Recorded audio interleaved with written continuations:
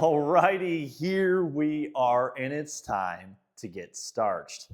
So, I've had a lot of people message me. I've had a lot of people encourage me to start making long content videos. And it's something I've been wanting to do for a while. I just really haven't put the time, effort, and energy into doing so.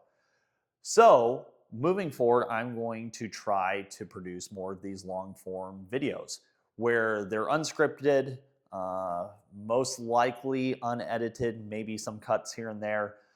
But in these videos, I just want to be real. I want to share with you what I'm doing in my own training, how I'm trying to get better, what I'm experimenting with, what I'm working on, what I'm learning. And so today I figured it'd be a great opportunity that yesterday was Sunday and I went for my long run in Sedona. So I ran up Mount Wilson. Mount Wilson, if you're not familiar, is about a 7 to 8 mile round trip. It gains around 2,500 feet. It's not the longest run.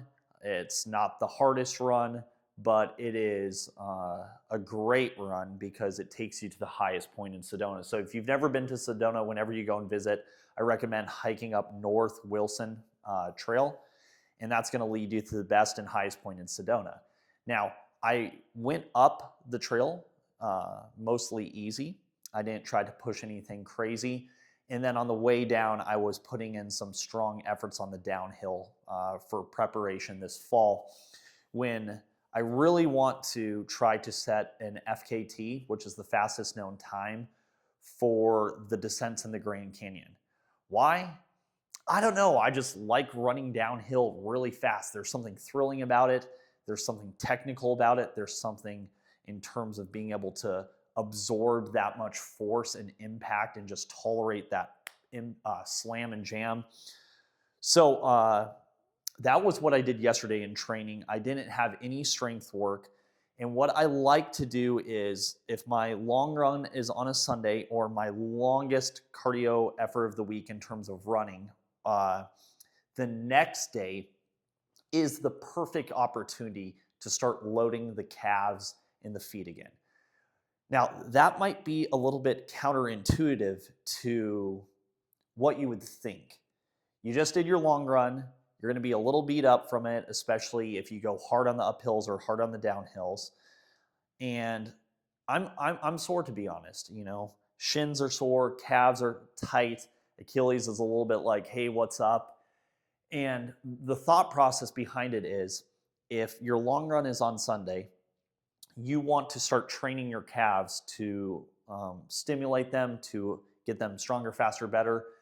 So you have as much time to get that work in before your next long run or before your intervals. And normally intervals are sometimes middle of the week for me. So I'm going to move the camera around. I'm going to try to describe my thought process here. There's no script. This is super chill.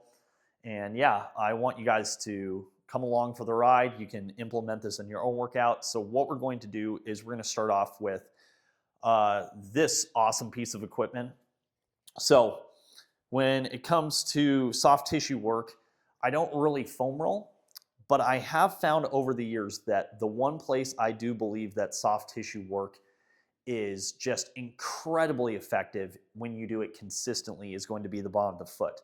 Now, commonly for the bottom of the foot, people are going to take a lacrosse ball, which it can be effective, but often the lacrosse ball is so dense and so uncomfortable that it makes it really challenging to work your way into the foot because you're going to be guarding. And a lot of people, when it comes to a lacrosse ball, are just going to push in.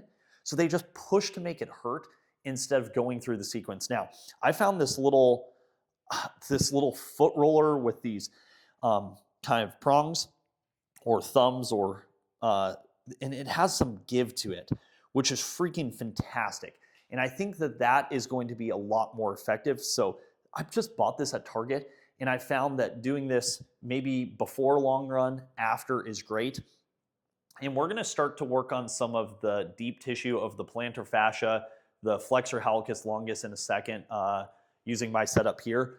But I find that before I go into those deep tissues, that it's really nice to just roll the bottom of the foot. I found it makes the stretches more tolerable when we do the soleus and calf work, especially with most of the work I'm doing is preparing for uphill trail running, which is at a 10%, 15%, 20%, 25%, 30%, up to 45% gradients. And that causes a ton of stress in a good way on the plantar fascia, on the Achilles, especially the insertional part, the deep tissues of like the soleus, the posterior tibialis. So since I do so much work on slant boards in a deep dorsiflexion stretch and trail running, I find that it just helps things calm down a little bit so you don't get nipped. A lot of people in deep dorsiflexion are going to get a little bit of nipping, and that's not fun. So very simple here. We're going to roll. And when I say roll, the first thing that people tend to do with soft tissue work is they just want it to hurt. And that's not the intention of soft tissue work, is to just increase pain. Now, kind of like when you're growing up, if your left knee hurts and then your brother punches you in the right knee, your left knee won't hurt as much. So there is a little bit of, you can induce pain to decrease pain, but that is not the golden strategy that I'm using here. So I'm going to start lightly rolling the foot, and I'm thinking no pressure, no pain. I'm just starting to get some sensation in the bottom of the foot. We all know that the bottom of the foot has thousands and thousands of nerve endings. So to get barefoot, to stimulate the foot, like while walking at a park barefoot in grass, is great. So I'm going to spend about 2 minutes. Now, I'm not going to put my watch on. I'm going to spend about 2 minutes just rolling, and I'm not trying to make it hurt. I'm simply just putting that time under tension, allowing the foot to kind of get some movement, get some fluid, get some pressure, and it's going to start to feel tender after a minute or two, and then we'll switch sides. So first round, no pressure, no pain, and I'm just preparing this tissue for some deep stretching and some loading.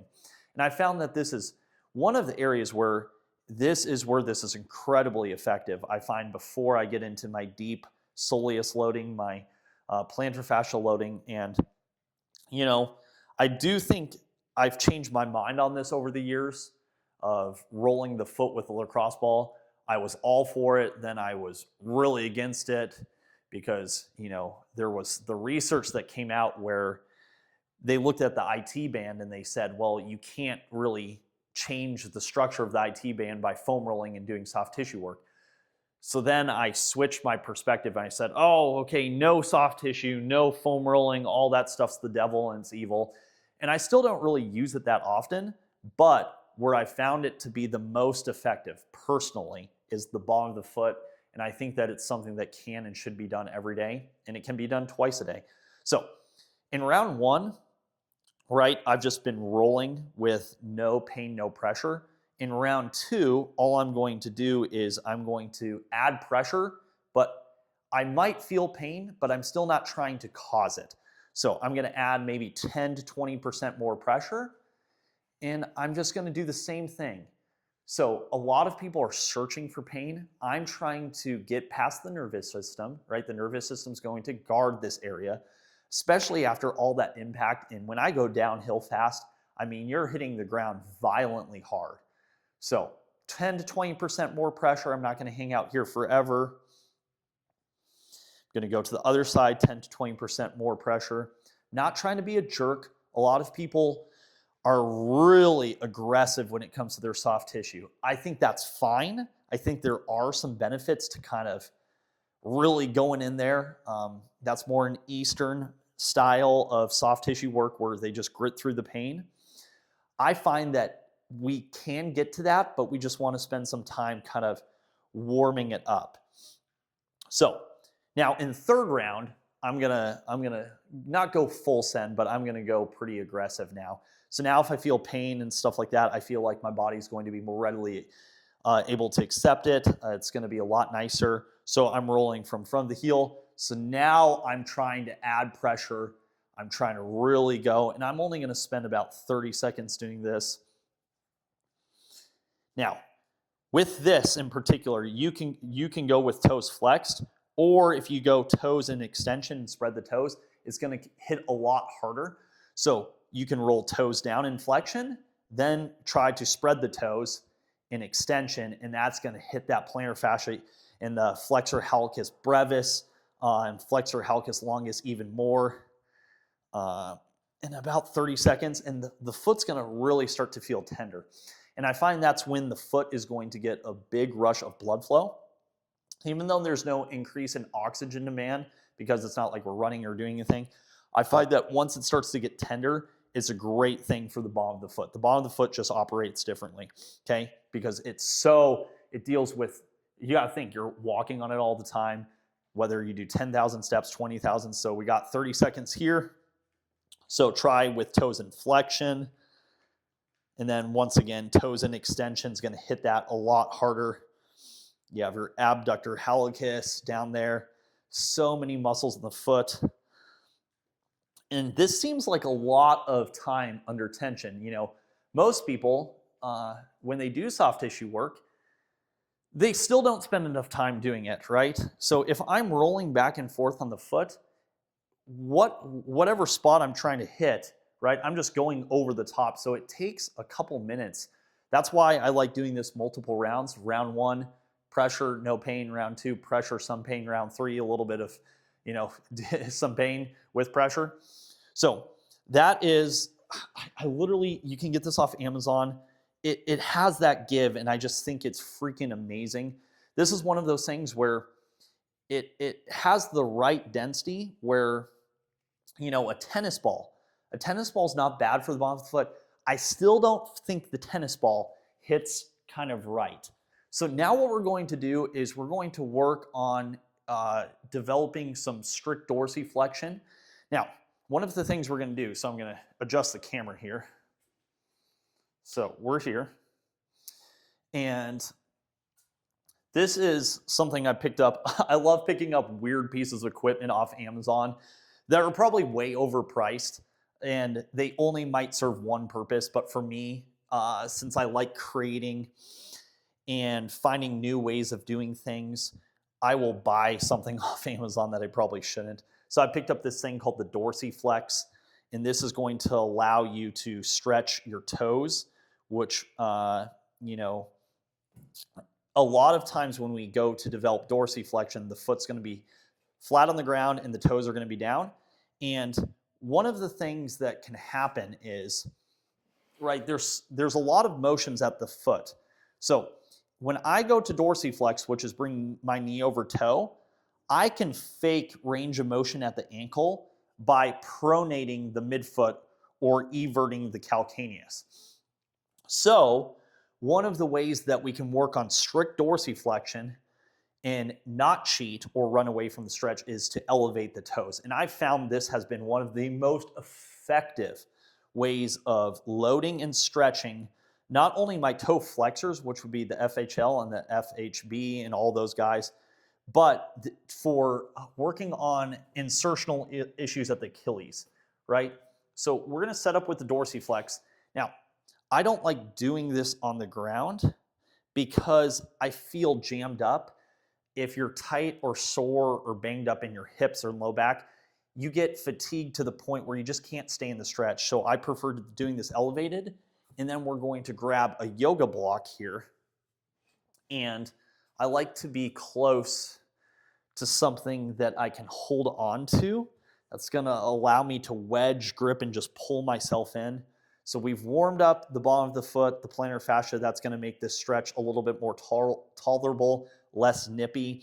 And now we're going to go after this. Oh, one other cool thing about this is, yes, you could do this with a rolled up towel. You could do this with like an Eric's pad, or even off of a foam roller. You can elevate your toes in a dorsiflexion stretch. Cool thing about this is you can lower one side so you can stretch the big toe, or you can reverse that where you stretch the lateral four toes instead of the great toe. And this just has a real nice comfortable angle. It goes up to 50 degrees.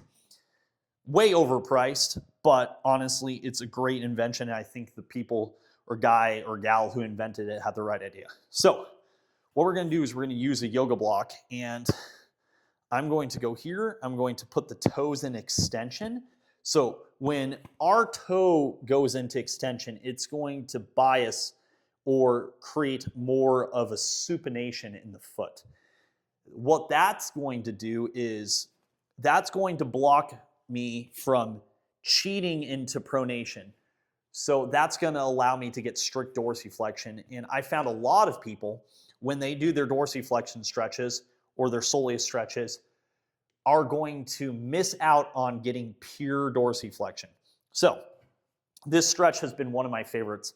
I've been using it pre-run, sometimes post-run. This has been, I hate the word game changer, because we're not changing the game. We're always playing the game, and we're playing the game forever, right? We're training until we die, but this has just been so freaking beneficial.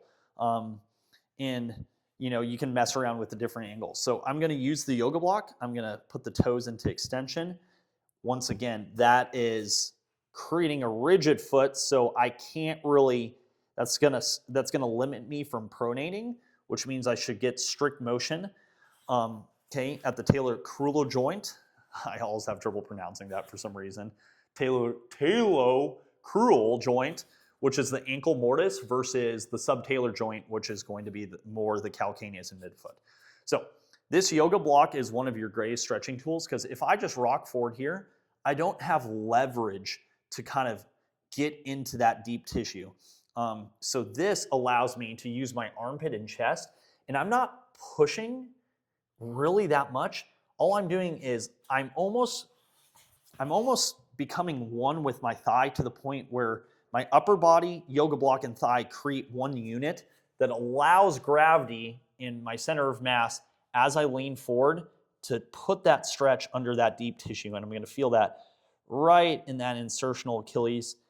And that's why I chose to warm up with that, 2 to 5 minutes. I prefer closer to 5 of soft tissue work, because this type of stretching is good. It's aggressive, but when you're a trail runner or you've been dealing with insertional Achilles, getting into deep dorsiflexion can be nasty. It can be uncomfortable. It can be nippy, is the word that I often get. People get nipped, and that's not a fun feeling. So when I'm here, since the squat rack is here, I can use whatever I need to with my arms to create a little bit of a pull or a push to get into that stretch.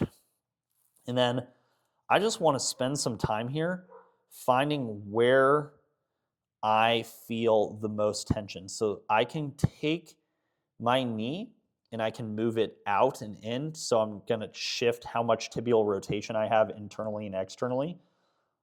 And that's going to be in a closed chain. And that's going to allow me to find where I have the greatest lines of tension. So notice as I draw in or as I scan out, I can even lean forward more. And right now, I'm not trying to do any work. I'm just trying to scan the stretch, which is very important. I'm going to do that on the other side. Too many people, you can hear the Labradors in the background. They're having a puppy battle. Too many people, when they get in a stretch, they don't even think about what they're trying to do. They're just trying to check off 30 seconds or a minute or 2 minutes. Stretching is a skill, and I think why most people don't get to the point where they actually see range of motion improvements or their back feels better is because they simply can't sit in a stretch long enough to actually get into the stretch. And what I mean by that is if I assign this stretch to someone, what they'll typically do is they'll put their foot here, they'll go here, and they'll kind of just go. And they've already got their watch on, and if it's 45 seconds, okay, boom. They didn't really attempt to sit in it. And that's so simple, but I think most people haven't ever actually stretched. They just perform stretches, but they've never actually stretched. And stretching is kind of a martial art that you do against yourself. It's very uncomfortable, and that doesn't mean it's excruciating. But most people just don't have the patience because they think that this is not the training. They think this is what you do once the training is done. Okay, I've got my strength work, I've got my lunges, I've got my RDLs, I've got my squats. Okay, the workout's done. Now I'm going to go stretch.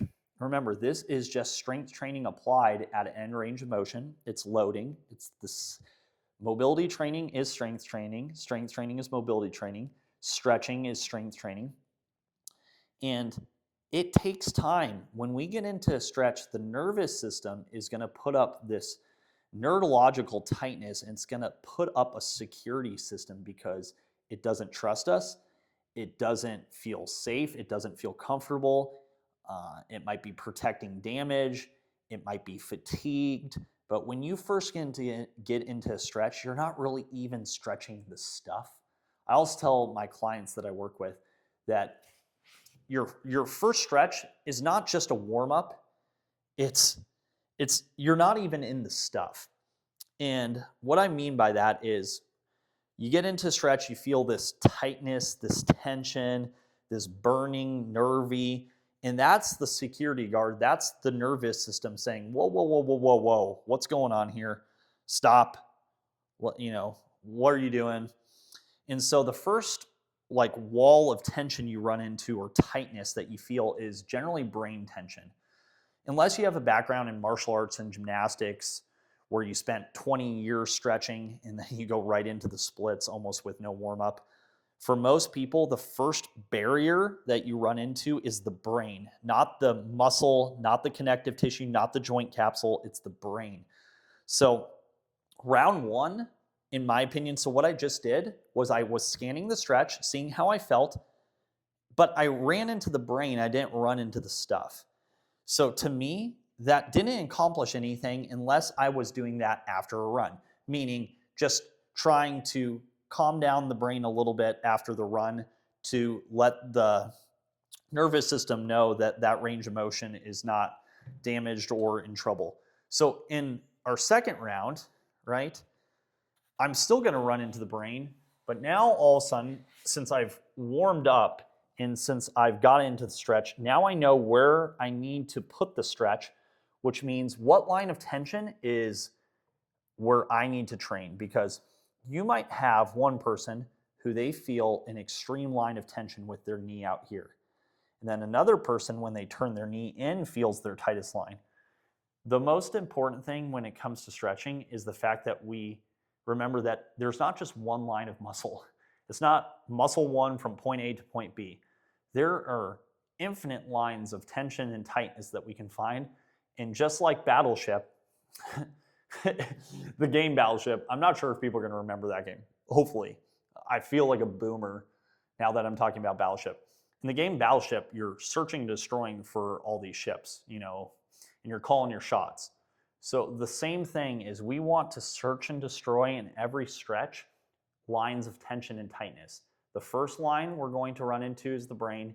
Then throughout a couple sets or throughout a couple workouts or throughout a couple weeks, we should feel less brain tension and more stuff, which means you're making progress in stretch. And that's why you have to do the same stretches over and over again. So round two, I go in, nothing's changed, but I might have a temporary reduction in the brain tension. And what I say is, when I work with my clients, I tell them to make up fake numbers. So when I go into the stretch, maybe in round one, I feel 80% brain tension and 20% stuff tension. That's just a fake arbitrary, what do you feel, right? Because that's arbitrary. Now, our goal is throughout the workout. Now that's going to happen from set to set to set, depending on what you're doing and when the stretching session is. We're going to try to shift as much of the tension to the stuff versus the brain. That means we're getting further and deeper into the stretch. So in the second round, I'm actually going to isometrically contract where I actually flex the toes down. And that is going to start to contract the toe flexors in a lengthened position, which is phenomenal. So we're not going to go super insane here in round one. I'm going to try to drive my toes in. And then notice I'm creating a wedge here, because when people do isometric stretching, the biggest thing that I see is you're in the stretch, you're in the end range, you're in the stuff, but when people flex, they press themselves out of that deep end range and they lose that position. So we want to make sure that there's no loss of position and we're wedged in before we start to do our isometrics. Because that's a big thing that I see people do is they push themselves out of the stretch and out of the deepest, darkest part of that ankle or knee or hip, whatever they're working on. Okay, so I'm here, and now I'm going to start to add in my, see that feels, here, you see my knee can extend back. So if I go to contract, my soleus is going to push me out, so it's going to plantar flex me out. If I grab down here, there's no escape for me, and man, that's a wicked, intense, deep stretch right here, okay? I'm resting my head. Now I'm going to start to make sure that no tension escapes. I want all the force to go into that tissue, not to dissipate as heat or to run away. So I'm going to start to build my contraction. I'm going to focus on planting my toes down, driving into dorsiflexion. I'm going to build up to an effort that I feel like I'm going to build up to an isometric that I can hold for about 30 seconds before I run out of steam, because this is the day after the workout, so I'm doing a little bit of tissue recovery for the tendon. And we know that about 30 to 45 second isometrics are great for an angry tendon, or when we just did a stressful session. So if you just played basketball and your patellar tendon's bugging you, the next day is a beautiful opportunity to restore that tendon with long duration isometrics. And boom. Then we stay in the stretch. Not sexy, not anything crazy. So we're going long duration. 30 to 45 seconds is not like an extreme duration ISO. That'd be like 2 to 3 minutes. But we know that when it comes to the work of like Dr. Keith Barr, that 30 to 45 seconds is a sweet spot for an angry tendon. And so if we do our sport, which for me would be my long run, the next day is the perfect opportunity to get those longer duration isometrics in, right? Because the tendon's going to start stress shielding. That's that neurological tension or tightness that is going to guard that tissue from being loaded. We need that longer duration ISO. So we're here, getting in. I'm wedging myself in. Oh, drop that. Okay, boom. Finding whatever angle I need to. That's why I'm near the squat rack. It doesn't matter what it looks like. It doesn't matter what it looks like. I know it looks weird. It matters what I feel, right? And I'm going to feel a lot different than my right and left side. I don't have as much issue with the Achilles on my right. That's more my left, but I'm more restricted in pronation on this side. So I'm actually trying to, on the right side, I'm trying to drive a little bit more pronation by allowing this knee to corkscrew in. When I allow this knee to corkscrew in, it's helping drive more of that mid-foot pronation with a little bit of IR here. Okay, so I'm here. And now I'm going to build up to my 30-second. So I want to build up to a contraction that I feel like I'm going to burn out about 30 seconds. So I'm going to build to intensity that I feel like I can hold for about 30 seconds before I'm gassed out. And then I'm not moving, just loading, loading, loading, loading, loading.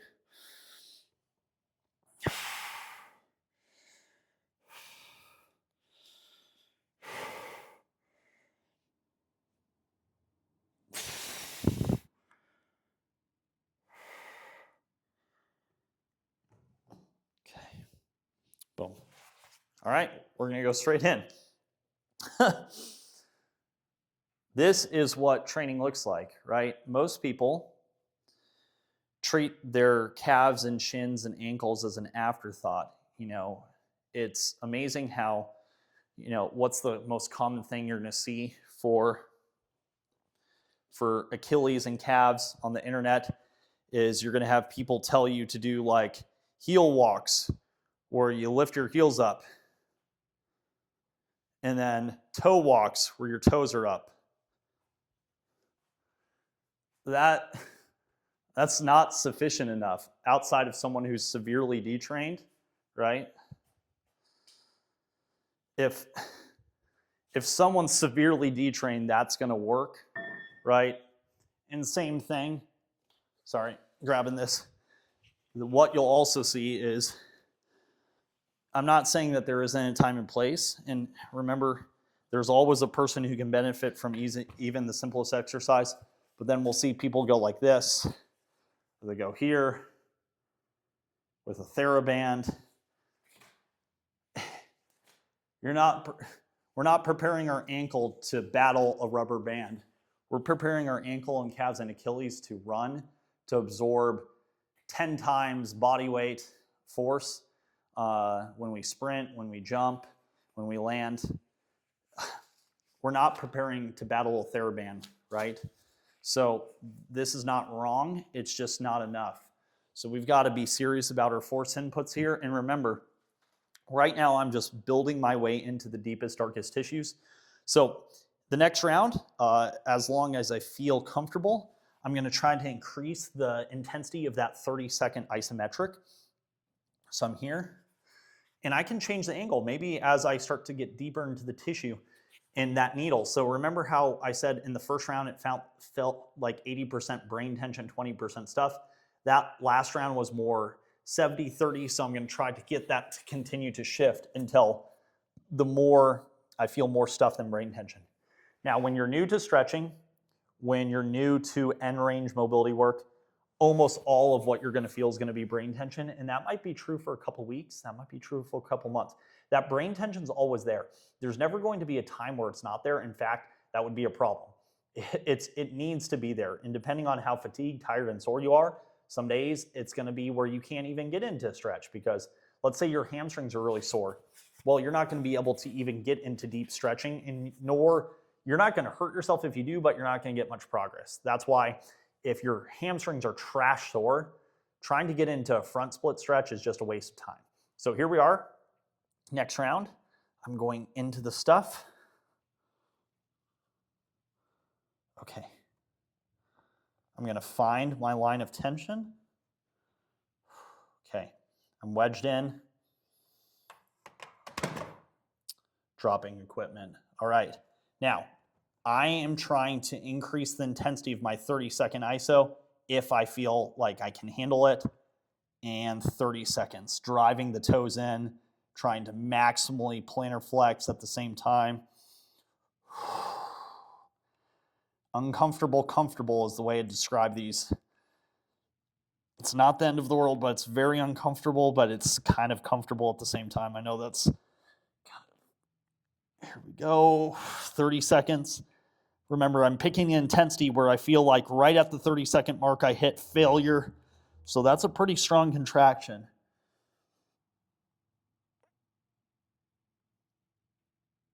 And I'm just eyeballing and I'm not getting exactly on there. Okay, other side. So 30 to 45 seconds. It's not magic, but it is promising when it comes to tendon remodeling and architectural change. And it's a really good number to hit the day after a long run. And the reason why I'm doing these ISOs first and working on the deep tissue is because I had a lot of neurological tension and tightness and a lot of that coming off my long run yesterday. So if I would have just gone into calf raises and soleus raises, it wouldn't be wrong, but I'm really going to miss out on getting into deep dorsiflexion, which is where your gains are going to be, to increase tendon stiffness, to really get muscular hypertrophy. Generally, training in the lengthened position is more favorable, especially when it comes to increasing tendon stiffness. So for me, if I'm really tight, if I'm really locked up from a long run, which you should be, I need to spend the first half of this session trying to get that neurological tightness to decrease so I can actually get into the stuff versus just be jammed up. And it's almost like the nervous system. If you don't disable the security system at the bank and the alarm goes off, you're in trouble. So same thing here. This is not about injury prevention. This is about getting to train the biology versus just run into the nervous system, okay? So here we are on this side.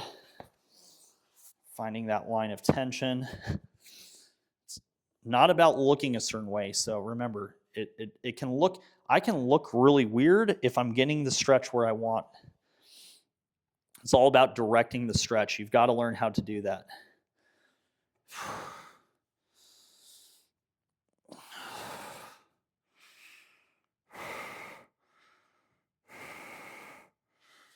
It's a good contraction right there.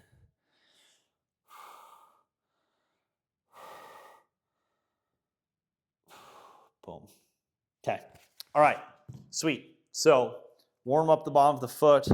Go into some deep, true, authentic dorsiflexion. It's like maple syrup. You have imitation maple syrup. Then you have 100% pure, authentic maple syrup. This is a way of getting pure dorsiflexion from the talocrural joint. I'm never going to be able to say that right. I used to have, I don't want to call it a lisp, but I used to have a pseudo lisp in high school, and there's certain words that still will pop out and sound really weird, and I will never be able to say talocrural joint correctly. Versus the subtalar joint, we can make it look like our dorsiflexion is way better than it actually is by the midfoot pronating. That's great if you're running. That's great if you're squatting. It's a strategy that your body's using, but we want to be able to dorsiflex.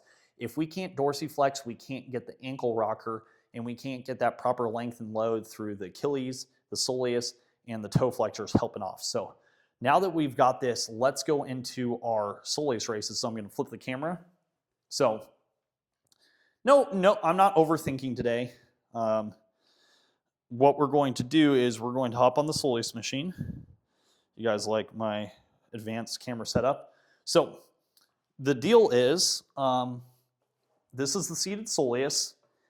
And in 2025, you're going to have so many people say the seated soleus or seated calf raise is a waste of time because standing calf raises train both the soleus and the calves.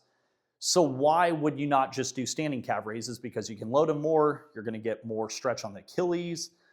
And the research shows that the growth is the same for the soleus and standing versions.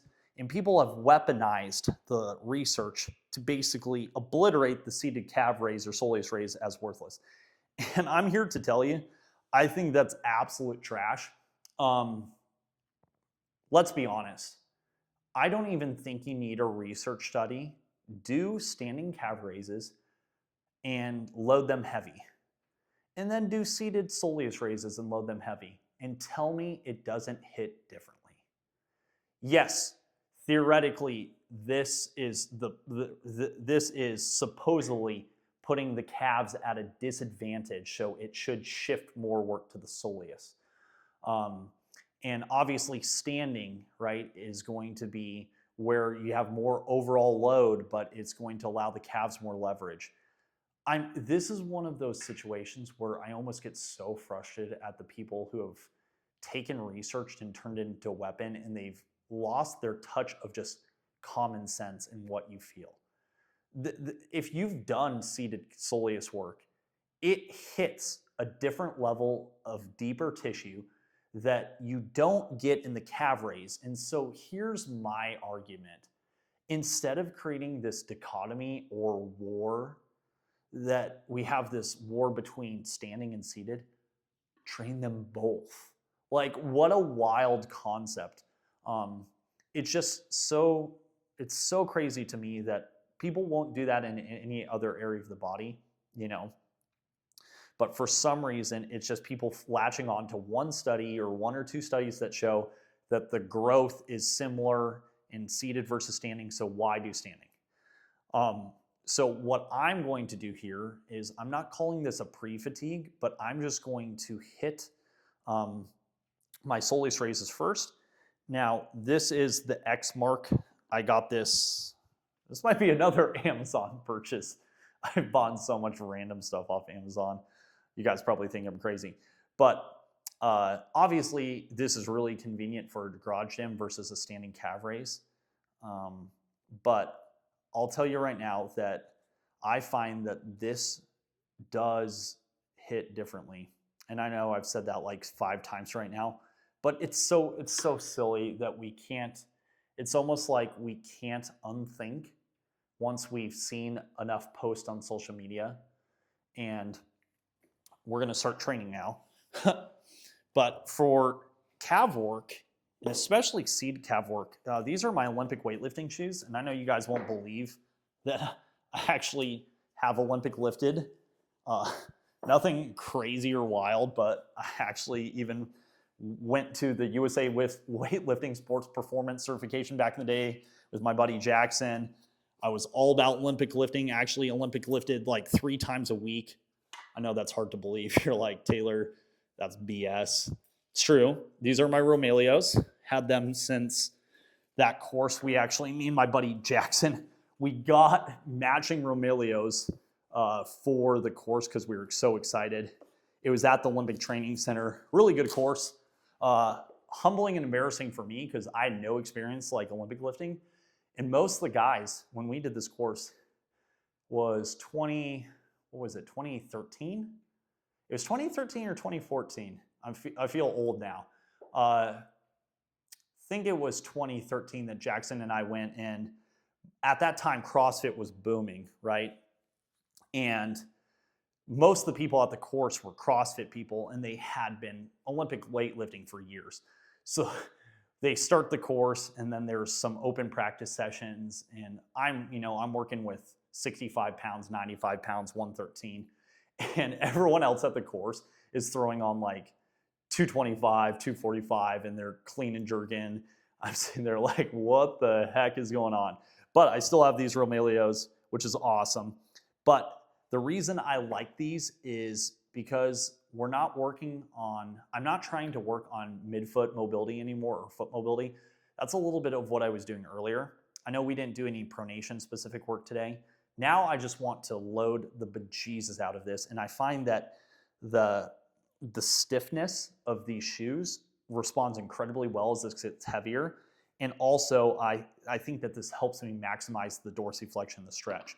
Now today I am going with 2 legs, nothing crazy. So we're gonna go here. Now the biggest thing I find is when people do Soleus work is you'll see on the internet that people like do this where they go up on their like tippy toe, and what they've done is, I think it's better if I take my shoe off. What people have done is they'll go here and they'll like raise up to the point where, if you look, I've got like a ton of like dorsiflexion out of my first metatarsal and big toe. So right there, what they're doing is they're actually loading their plantar fascia more, and they're going through their first MTP, which is this joint right here. They're not actually going through their midfoot and getting the hit mostly in the soleus. So we're going to kind of do what we just didn't do. I was like, wait, I said that wrong. We're going to try to do what we man, I'm drunk, I swear.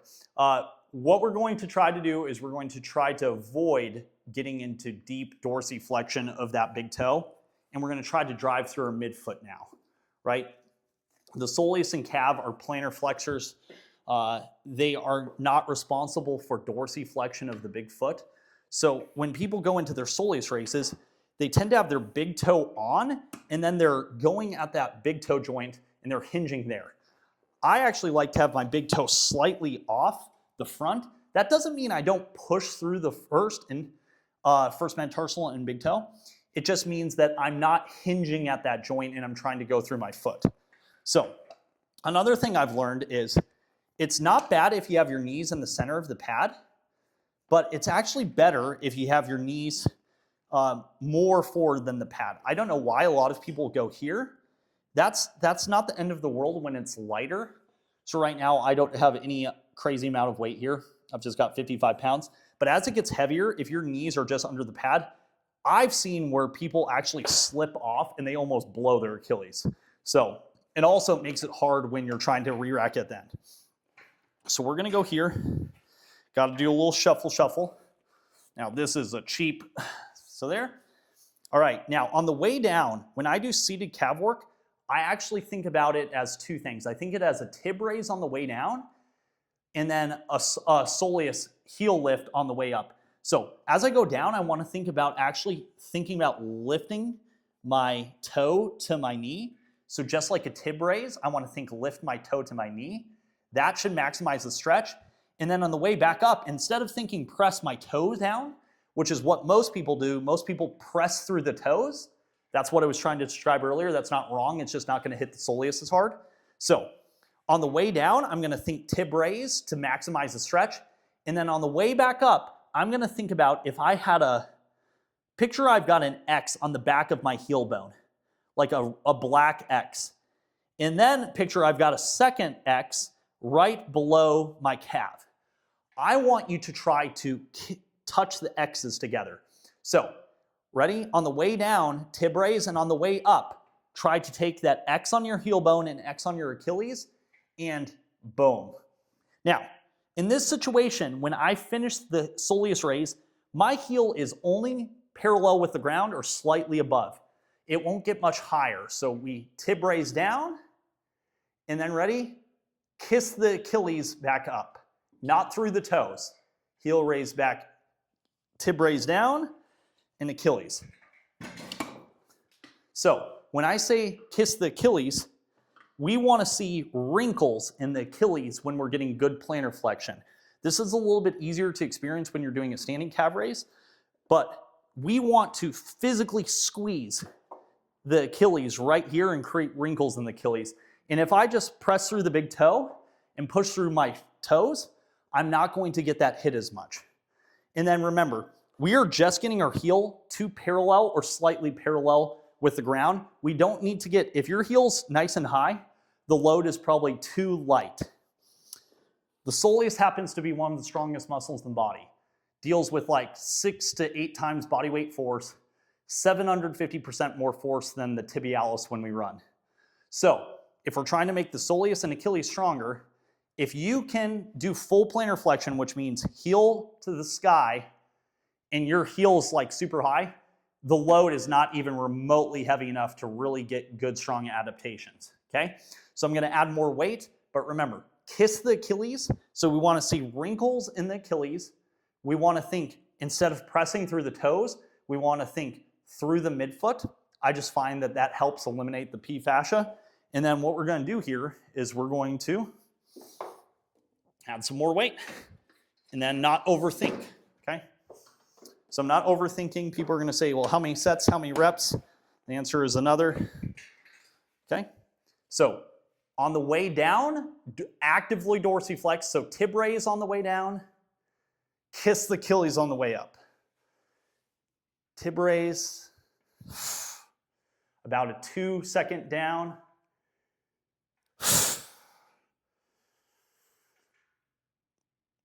And I find the Olympic shoes just create that perfect pivot point, and it doesn't crush the bottom of your foot either.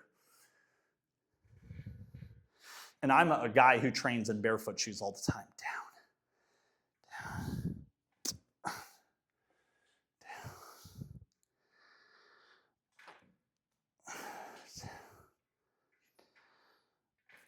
Okay, awesome. So today I'm going to act like it's 2025 because it is. It's all the rage right now to never do more than 8 reps per set. So why not? It's 2025, right? It's illegal to do more than 4 sets or more than 8 reps per set, so that's okay. So what are we learning? That when most people do soleus work, they're actually doing a lot more for the FHL, and they're doing dorsiflexion at the first metatarsal and the big toe, which when it comes to training, what someone told me stuck with me a long time ago. Whatever gets loaded first gets the most load. So that means if we go to do a soleus raise and I dorsiflex my big toe, that's going to engage the windlass mechanism, which is great, and the plantar fascia is going to rob most of the force. So it gets loaded first, so it's going to steal the most force. So that means by the time the load gets to the soleus, it's almost like if you got 4 dogs, right? And you have like a big like plate of like chicken burgers that you've cooked up. And say you have all this chicken on this plate. You know, if you set down the plate and you've got 4 hungry dogs, whichever dog gets there first is going to nab up most of the chicken, right?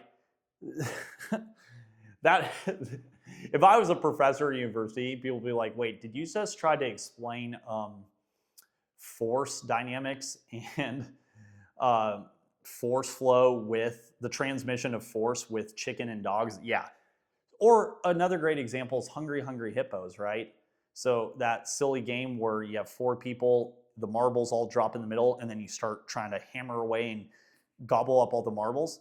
I want you to picture that, like I said, whether it's Hungry Hungry Hippos, the 4 hippos are trying to grab up the marbles, which is just like your muscles. Your muscles crave force because force is how they adapt, right? Force and overload is how your muscles love being overloaded, right? Your body loves stress because stress is how it adapts.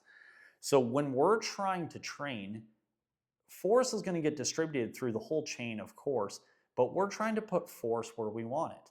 And since other muscles are going to steal that stress, we want to just be deliberate when we do an exercise, that we have intent. And what intent means is I'm trying to do something and I try to do it.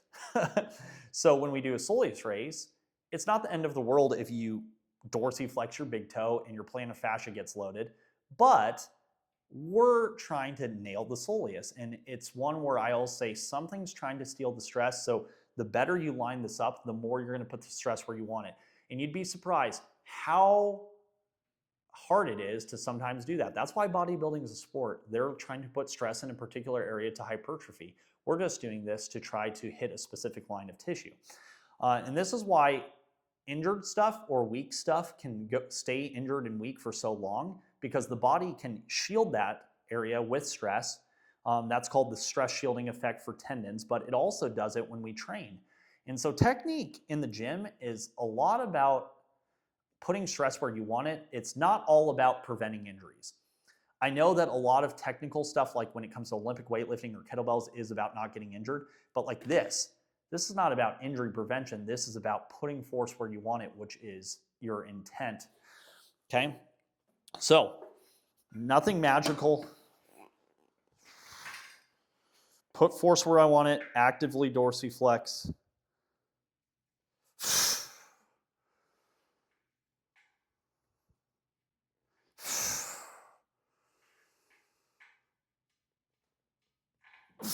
Kiss the Achilles.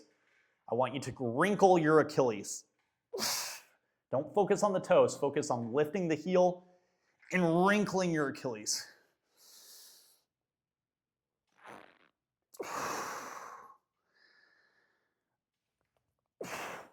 Just to parallel or slightly above. The gains when it comes to the Achilles, the soleus, are in dorsiflexion, not in plantar flexion. We still train plantar flexion, but that's not the goal of this session. So, if I was trying to get a lift heavier, I would probably just keep lifting this, but we're chasing a tissue adaptation, so I'm going to add more weight. Let's go ghetto here. All right, we'll add the kettlebell. Perfect. Making sure this thing's still on. I hope you guys like this longer format. It's super chill. I know it's unscripted, and it's not sexy. Notice how we've only kind of done 3 things today. I've been talking a lot, but the whole point is, of course, if I was doing this on my own, I would have already completed this session 45 minutes ago. But I want to explain my thought process behind all this stuff. I want to share the nuances, and I think a lot of people just do exercises, and that's great. But if you're trying to achieve something specifically, you need to make sure that you focus on the nuances, that you realize that the devil is in the details. And it's like cooking. If I give you a recipe, you can still mess it up. So same with these exercises. These are all pretty basic exercises, and It's not that I want people to fear that they're going to mess up strength and conditioning or they're going to mess up training, because if you show up consistently, that's probably the most important thing. But just because you show up and do an exercise doesn't mean you actually stimulate the adaptation. Doesn't mean you put force where you need it to, and doesn't mean you get stronger, faster, better. There's tons of people at the gym who are exercising, which is good for health, but they're not necessarily getting stronger, faster, better, which is performance. So anyway, with the Soleus raises, I can't tell you how many people on the internet, they're lifting their heel as high as possible, they're dorsiflexing from their big toe, they're not actually doing a true plantar flexion through the midfoot, and no wonder why their Soleus doesn't get strong. Now, actually, if you were trying to train the plantar fascia or the FHL or the toe flexors, that's a phenomenal way of doing it.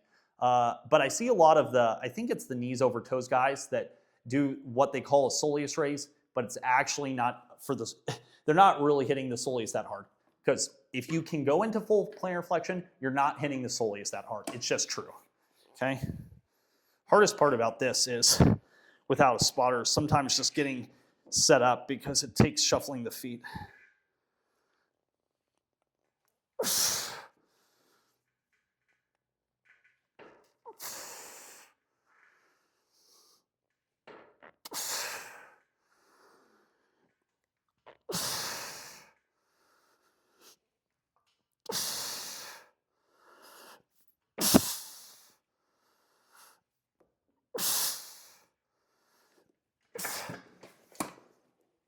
And remember, the Soleus can take a beating, right? So it's hard when you start running more miles because you are beat up more. But once you start doing like calf and Achilles training consistently, it's not that hard to add this in. So probably would hit another set or two, probably keep going up in weight, but we'll flip over. That way this video is not 7 hours long. Okay, now we're going to do last two exercises. This seems like a lot, but actually, if you condense this down without all the talking and rambling, nothing that hard. So now I am going to do slant single leg calf raises. So we just did Soleus. Of course, this still trains the Soleus, but it hits differently. I like to get the Soleus a little fatigued first before calf raises because the Soleus is so freaking strong. And I only have so much weight here in my garage gym, and I only have so much weight to load for my calf raises.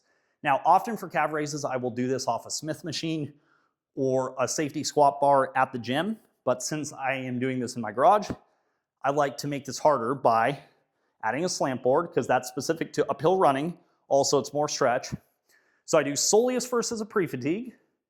Then when I get here, I don't have to load as heavy as I would in the gym, because I've got a slant, and obviously I've got pre-fatigue.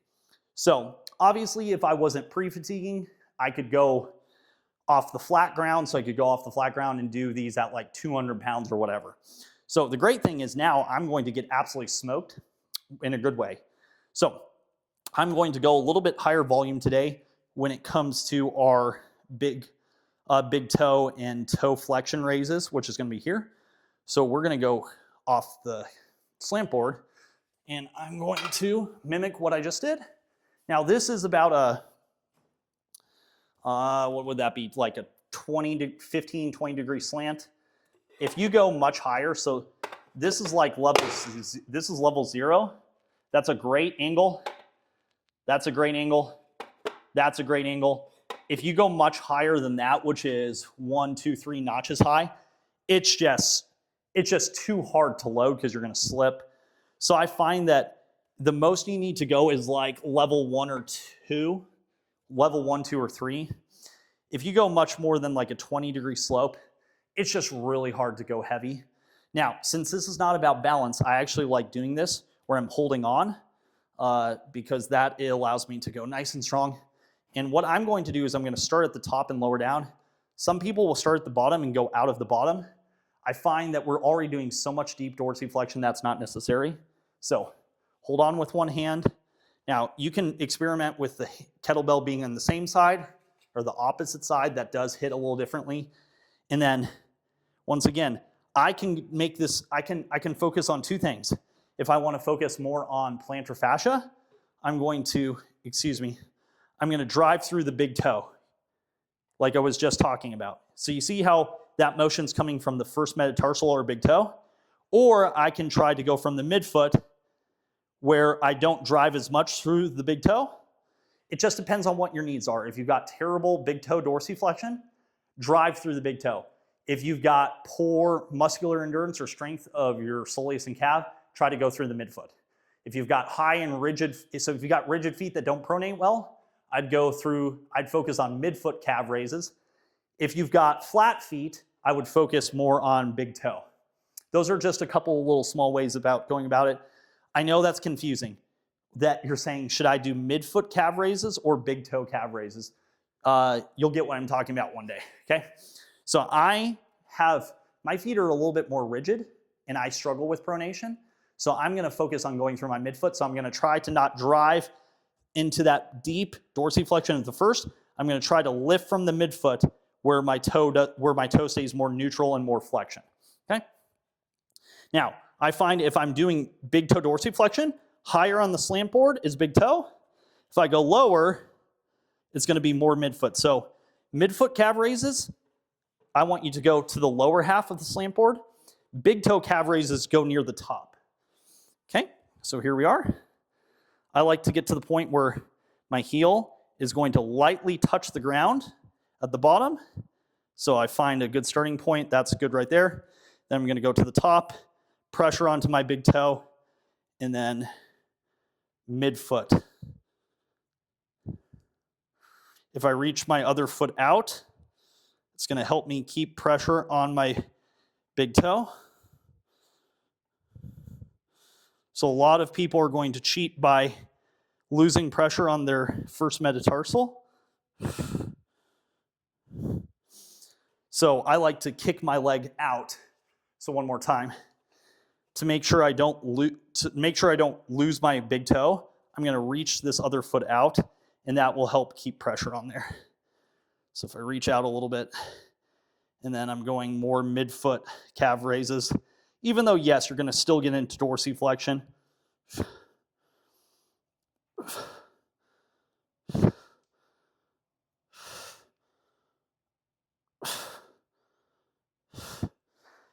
And normally, this wouldn't be like the hardest calf raise because I already did some Soleus work before, and this is a slant. This is going to hit pretty good, okay? So we will keep going. I have no particular agenda today because I'm going to probably do this circuit 3 times this week, so I don't need to do anything crazy. It's not like a bodybuilder that has to take every set to hard failure. You can if you want, okay? Boom. Okay, gotta find that spot where that heel drops off the edge.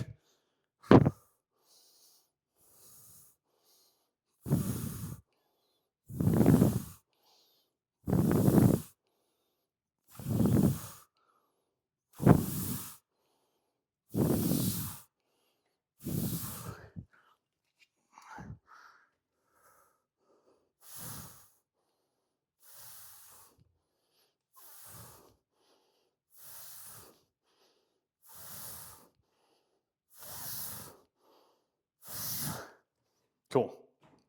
All right, and to finish, you're gonna notice next to my slant board, I've got the Toe Pro. This thing is an awesome tool. You can technically do this stuff off a towel and maybe an Eric's pad, but this thing's freaking awesome. It's designed for this. It's called the Toe Pro. I think it is worth the cost. So now I'm just gonna go up body weight and I'm gonna hammer calf raises. But now that my toes are going to be on the Toe Pro, it's going to put my toes in a lengthened position, and it's going to absolutely slap. I like doing these at the end because now I feel like now I'm just going to get a pump. I like to do these at a higher tempo, so normally I'll put on a metronome that is around 60 to 90 beats per minute, which is generally somewhere around your running pace, right? If I'm at 90 beats per minute, that'd be like a 180 cadence. And we're just going to go until we get pumped out. So roll the foot, work on some dorsiflexion, load the soleus, even though, yes, I know technically a seed calf raise doesn't do it. Then we reintegrate into uphill, and now we're just going to slam and go. And it's amazing how, like, this shows you how weak your toe flexors are, especially after that circuit. This at body weight crushes, and with adding the tempo and the metronome is game changing. So most people are used to doing slow calf raises or soleus, which is great. That's what I was just doing. But with body weight, it's better to go at fast tempo. And you're not bouncing, but you kind of are. But the whole point is it doesn't matter because you just did all the slow, deep stretches. You did the isometric work here. You did the slow there. So it's okay to go at a little bit of an up tempo because you already got the slow and steady here.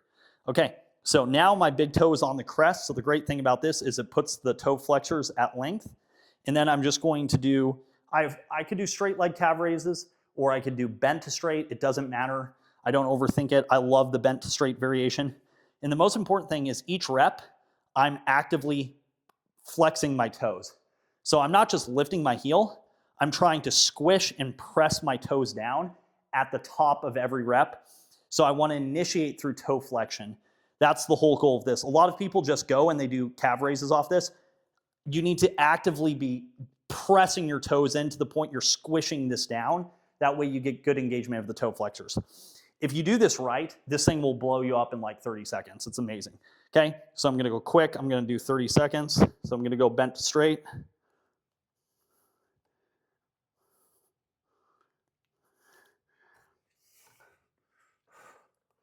Oh, slipping off a little bit.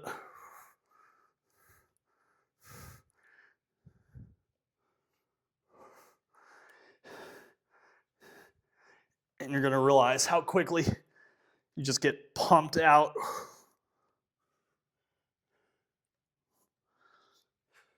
Get absolutely blown up, and you want to go to where you cannot do another rep. And just go until you get pumped out. Sometimes it's fun to do two, because this is such low load overall. And if you do the other stuff heavy, the soleus raise needs to be heavy as hell. If you do this heavy, this can just, this can always stay body weight. You can add weight to these 100%. I find they work best after the heavy. And then boom.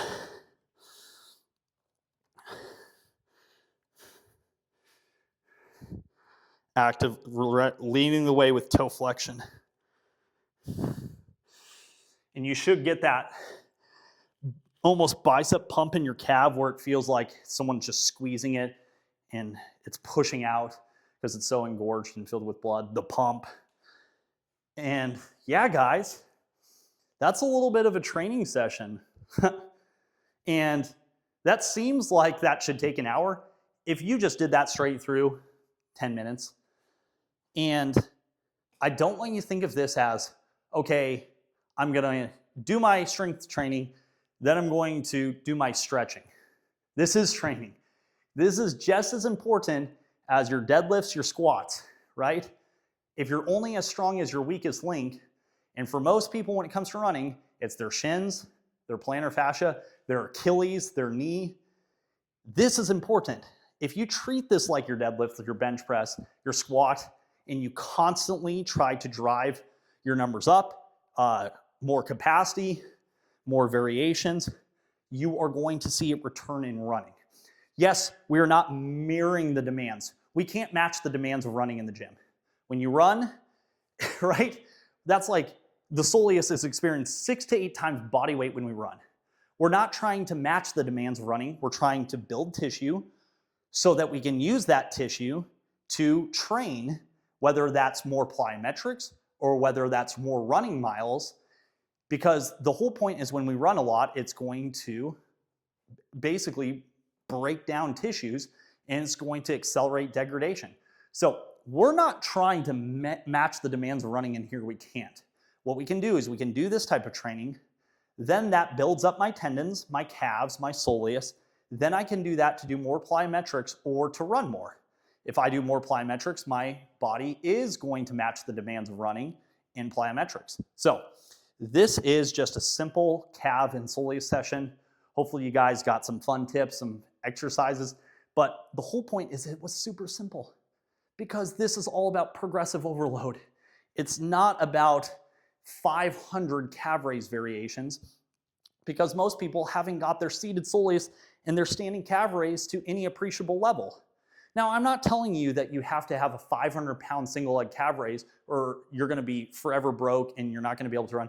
No, but the whole point is most people wait until stuff goes wrong, like their Achilles tendon, shin splints, before they start treating their calf training seriously. And then it takes a long time, because remember, these adaptations aren't going to show up in 2 weeks. I want you to think, where am I going to be at in 12 months? Which most people don't want to hear, but a lot of these adaptations, especially in the tendon, take 6 months to 12 months to 16 months to really see the gains. And most people are just doing calf raises. They're not progressing them or trying to get them to any appreciable level. So we'll never get a calf raise to mimic the demands of running, but we can get it better. And most people's calves and soleus are horrendously weak. And the variations that they're doing are cool, but they never really move the needle. And so hopefully today you got a fun little bit of circuit. I'm going to try to do more of these longer form videos with the completely unscripted, just share my thoughts with you guys. If you like this video, leave a thumbs up. If you got something out of it and it helped you, leave a comment, or obviously hit that subscribe button, and I will see you guys in the next one.